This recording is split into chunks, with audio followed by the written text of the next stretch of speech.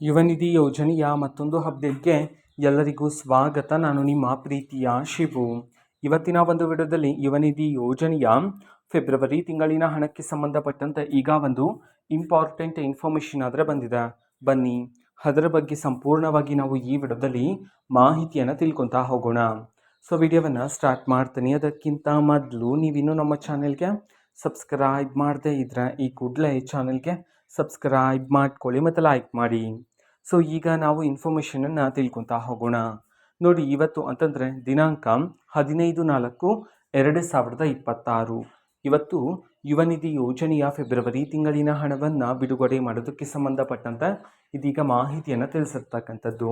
ಇವತ್ತು ಯಾವ ಜಿಲ್ಲೆಗಳಲ್ಲಿನ ವಿದ್ಯಾರ್ಥಿಗಳ ಖಾತೆಗಾದರೆ ಯುವನಿಧಿ ಯೋಜನೆಯ ಫೆಬ್ರವರಿ ತಿಂಗಳಿನ ಹಣವನ್ನು ಇವತ್ತು ಬಿಡುಗಡೆ ಮಾಡಲಾಗ್ತಿದೆ.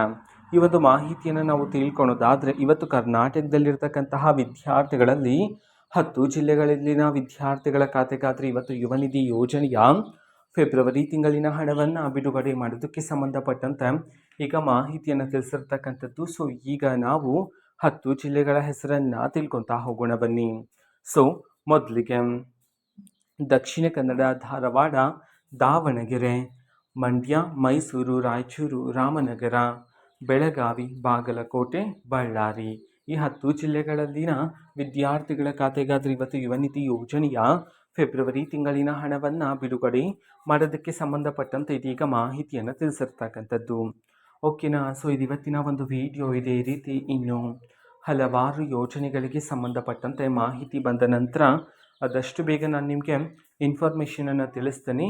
ಅದಕ್ಕೋಸ್ಕರ ಚಾನೆಲ್ಗೆ ಸಬ್ಸ್ಕ್ರೈಬ್ ಮಾಡ್ಕೊಳ್ಳಿ. ಮತ್ತೀಗ ನಾವು ಫೇಸ್ಬುಕ್ಕಲ್ಲೂ ಸಹ ಈಗ ವಿಡಿಯೋಸ್ಗಳನ್ನು ಅಪ್ಲೋಡ್ ಮಾಡ್ತಿದ್ದೀವಿ. ಫೇಸ್ಬುಕ್ ಚಾನಲ್ ಲಿಂಕನ್ನು ಡಿಸ್ಕ್ರಿಪ್ಷನ್ ಬಾಕ್ಸಲ್ಲಿ ಕೊಟ್ಟಿರ್ತೀನಿ. ಕ್ಲಿಕ್ ಮಾಡಿಬಿಟ್ಟು ಫಾಲೋ ಮಾಡಿ. ಓಕೆನಾ. So thank you. ಬಾಯ್.